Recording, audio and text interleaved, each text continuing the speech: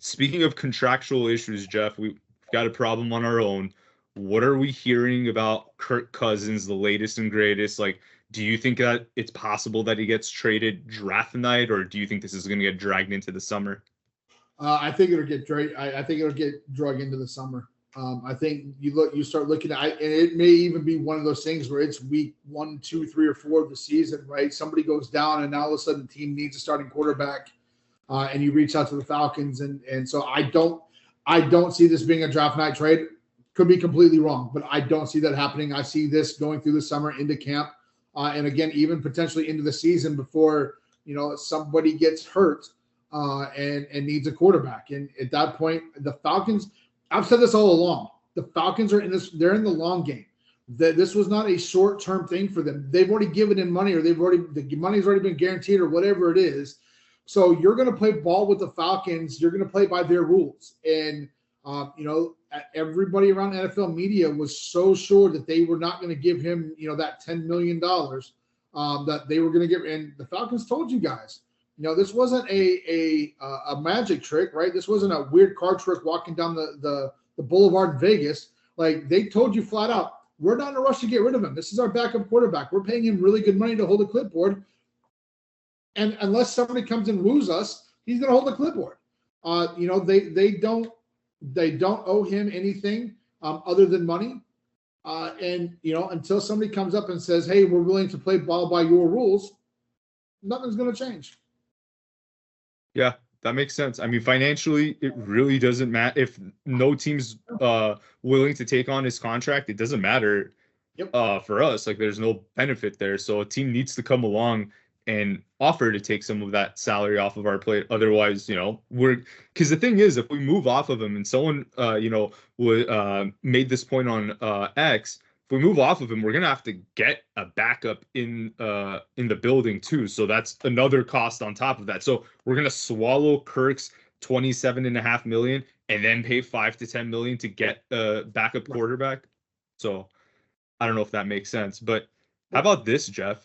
Another team within our division has a bigger QB mess than we do. So early in the offseason, Derek Carr's $30 million option was going to be fully guaranteed the third day of the league season, meaning that if the Saints wanted to cut him before that point, they could have easily moved off of him and restructured some other contracts to basically, just move off of him and get ready for the post Derek Carr life. Instead, our brilliant division rivals decided to cut Derek Carr a check for $40 million, basically creating 40 mil. And I mean, if you cut a check for 40 million that's not guaranteed, you're essentially adding in dead money. So they're essentially prolonging the cap hit, right? And then we talked about this a little bit last week, that now there are reports surfacing. Some people are questioning whether or not it's valid. Is it a play by the Saints to get the fan base comfortable with drafting a QB, or is it a play by Derek Carr's camp to say that he has an injury and he might miss the season, to sort of say, hey, look, the Saints are interested at 9 at a QB. You should jump him so that our guy remains the QB for at least another year or two. So, Jeff, what's going on here? Do you think Derek Carr is actually injured? And if so, and if the Saints were aware of it, why would they just give him $40 million? Can't say what I want, right? But there's a word that I love a lot, and it's what 5-6 letters, rhymes with Bernard. It's, who knows why they do anything there, right? But what cracks me up is now like reports are highly interested in Shedeur Sanders. Right, so you just gave Carr $40 million. You drafted a quarterback last year who started for you. Now you're going to go spend a top 10 draft pick on another quarterback. Like, you can say what you want about Terry Fontenot, but he's not that stupid. But I'll tell you what. Like, if they want to collect a roster full of quarterbacks, I'm all for it. If you want to line a quarterback up at tight end, like, you can have Felipe Franks too. By the way, he's on our roster. He used to be a quarterback. We can send him over there to you if you just want a roster full of former quarterbacks. It's absolutely mind blowing to me what they're doing. But you know, if there's any franchise I hope does the dumb thing, it's 100%. It's absolutely 100% the Saints. So one option for them, if somehow they move off of Carr, a veteran option that people have been kind of linking the Saints to, and tell me if you think this is crazy. Aaron Rodgers went live on Pat McAfee's show yesterday, basically came out, shot down all these rumors that, you know, he was begging and pleading to have to be the starting quarterback for the Jets next season. First of all, Rodgers doesn't strike me as the type of guy. He's a Super Bowl champion, 4-time MVP. I don't think he's going to beg a dysfunctional organization to be their quarterback. So I never really bought into that. But apparently he's like, hey, year 21, it ain't about the money. He'll play for $10 million. Do you that, which is, I mean, think about it. You're paying Darnold $30 million. You're paying Geno $35 million. Like, why wouldn't you pay A-Rod $10 million? I mean, do you think that could be an option for the Saints? Or even for, like, if the Pittsburgh gives it's an option for the Saints. It's not an option for Aaron. Year 21, I think he's looking to win, right? Like, I think when he says I'm willing to play for $10 million, what he really means is I'm willing to play for $10 million for a team that has a shot at a Super Bowl, right? Because it's been 14 years since he won his only Super Bowl. And people love to talk about how he's the greatest quarterback ever, but that one Super Bowl hangs over his head almost like, and in my opinion, one Super Bowl for Aaron Rodgers is worse than 0 Super Bowls for Matt Ryan. I'm just saying, nobody considers Matt Ryan to be the greatest quarterback of all time. And I think if you put a poll out there of about 100 people, 80% of them would tell you they think Aaron Rodgers is better than Tom Brady, right? That Aaron Rodgers is the greatest quarterback of all time. We've all heard it. I'm not making this up. I mean, they talk about how. No, I've seen that too. Yeah. There are some people that truly believe he is the greatest of all. It's for sure Brady, but I think it's more that, like, he's one of the greatest throwers, the most accurate, because, like, his completion percentage is super high. And he takes care of the ball. Like, he has or in his prime, he had a low number of interceptions. I don't remember what he did last year exactly, but he also goes deep. So it's like you have that, like, he's conservative, but he's like aggressively conservative, if that even makes sense. So, like, he's that perfect combination. But through all that time, from being that elite, one Super Bowl, it's pretty crazy. It's one, and it's not a good look. And I think if you go back and you look at the history of quarterbacks, for me, the greatest quarterback in NFL history is Warren Moon. I have said that, and I will continue to say that. Give Warren Moon one Super Bowl, you talk about him completely different, right? You give Dan Marino a Super Bowl. Again, Dan Marino is considered one of the 3 best quarterbacks of all time. No Super Bowls. I think you have to start talking about, if you're going to tell me Aaron Rodgers is the greatest quarterback, you got to tell me why. And to me, one Super Bowl is a detriment to that argument, right? Like, for me, sorry, but if winning 4 championships isn't good enough to make LeBron James the greatest basketball player of all time, and he is, and it's not debatable for me, then one Super Bowl for Aaron Rodgers has to put Aaron Rodgers in that same category as LeBron James, right? And I even hate to bring that up because I know what it's going to be, but it is what it is. But again, if you're going to tell me that Aaron Rodgers is the greatest quarterback of all time, he's got to have more than one Super Bowl. And I think he knows that. And I think if he's going to take $10 million, it's got to be for a team that's a Super Bowl contender.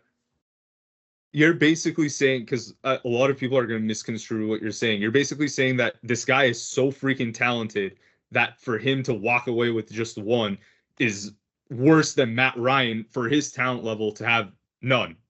Yeah. Is that a fair interpretation? Yes, because nobody considers Matt. Like, if you ask people, is Matt Ryan a top 10 quarterback in NFL history? Answer is no. Is Matt Ryan a top 20? That's not my answer, by the way. I'm just saying the general consensus. Is Matt Ryan a top 25 quarterback of all time? People more than likely are going to tell you no in that instance as well. And again, that's not my opinion. That's what I'm telling you the consensus is. The consensus will tell you that Aaron Rodgers is a top 2 quarterback of all time. And most of them will tell you he's number 1. Most of them, throughout the entire career with him and Brady, everybody said Aaron Rodgers was better than Brady, even though Brady was hosting the trophies. For a guy like that to only have one Super Bowl when he had the best offensive line for years, he had some of the greatest running back tandems of all time, he had some of the greatest tight ends. I always hated the argument of, well, they don't draft skill players around him. Had the best offensive line, had some of the best running back tandems, had elite tight end play. Like he had he may not have had like an elite number one, but his wide receivers were always top 5, top 6 group rooms in the NFL. He had plenty of talent around him, won one Super Bowl. Hey, wait a minute. Their wide receivers. One Super Bowl is worse than Matt Ryan not winning any, because nobody considers Matt Ryan to be a top 25 quarterback of all time, even though he is. Even though they didn't burn a first-round pick on a receiver, you can't tell me Greg Jennings, Donald Driver, Jordy Nelson, Randall Cobb, Devontae Adams. Like, come on, man. I mean, that's better than what Matt Ryan had. And Matt Ryan had Julio, Roddy, and Tony. So, I mean, like, that really says something.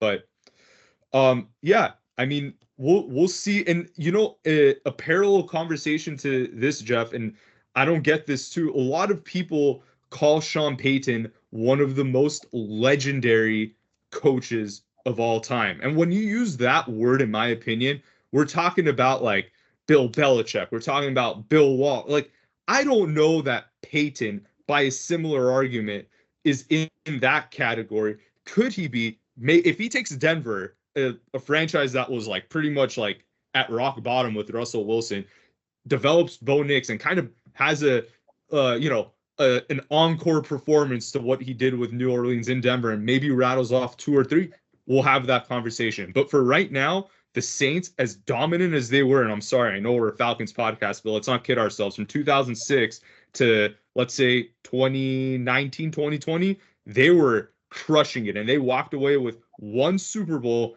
and I believe 3 championship appearances. Like, that is not acceptable for the amount of talent they had in the building. No, not when you have a top 5 quarterback of all time, right? Like that I would put Sean Payton in with the same category as when you look around like other sports, the way that I would put it out there, Bobby Cox, right? Former Braves manager of the 90s, 80s, 90s. Everybody here loves Bobby Cox here in Atlanta. Bobby Cox had the greatest rotation ever, right? That dude had 3 Hall of Famers. He had, Maddox, Smoltz, Glavine, had elite closers, had setup men, 1 World Series. 1. The name of the game in baseball is pitching. The name of the game in football is quarterback play. Dude had one of the top 5 greatest quarterbacks of all time in Drew Brees. Got nothing done. Again, I'll say it here. Drew Brees' 1 Super Bowl is worse than Matt Ryan's no Super Bowls, because, again, nobody puts Matt Ryan in the top 10. Everybody puts Drew Brees in the top 10. Many people put him in the top 5. And you can tell me I'm stupid that 1 Super Bowl means more. That's not what I'm saying. When you are an elite guy, when you are an elite quarterback, you're an elite player in the NFL, you have to have multiple Super Bowls in order to lock that down. Peyton Manning locked it down with that 2nd Super Bowl in Denver. Tom Brady, you don't even question. Joe Montana, you don't question. You know who you question? John Elway, you don't question. And people don't even realize John Elway got to 7 Super Bowls or 5 Super Bowls, lost the first 3 or 4 or 5, whatever it was, before winning the back-to-back. Lost the first 5, I think, and then won back-to-back. Yeah. I mean, look at Kelly, Jim Kelly. Nobody puts Jim Kelly in the elite category when he lost 4 straight, because he didn't win 1. And I'm sorry, but if you are going to be the elite guy, if you're going to be in that upper echelon, that top 5 to 10 quarterbacks of all time, you have to have more than one Super Bowl. So, yeah, look at Joe Montana versus Steve Young. Young has 1, Montana has 4. And which one do we always refer to as, like, when we talk about the greatest quarterbacks of all time? Yeah. We start Brady, and then we go probably to Montana. Man, I mean, you got to have 2 to enter the conversation, in my opinion. Yep. And Steve Young was a better quarterback than Joe Montana, and I'll die on that hill. Maybe it's because of my age, and Steve Young is my favorite all-time NFL player ever, but he was better than Joe Montana, but he doesn't have – one of the most iconic Super Bowl memories I have of my lifetime is Jerry Rice pulling that proverbial monkey off of Steve Young's back, because that's how much getting that Super Bowl meant to him. But it wasn't enough to have him in the conversation as even the greatest 49ers quarterback of all time. Right? And so to me, if you're going to be an elite quarterback and you're going to be among the top 10 all time, you have to have more than one Super Bowl. And so it gets kind of drawing this back and going all the way back around. That to me is what Aaron Rodgers meant. He'll play for $2 million for a team contending for a Super Bowl. Yeah, he gets that second one. He's gonna step above Favre. He's gonna enter a different stratosphere, in my opinion. He gets a third one, then maybe we start talking about him being better than Manning. Right. Agreed. Completely agree.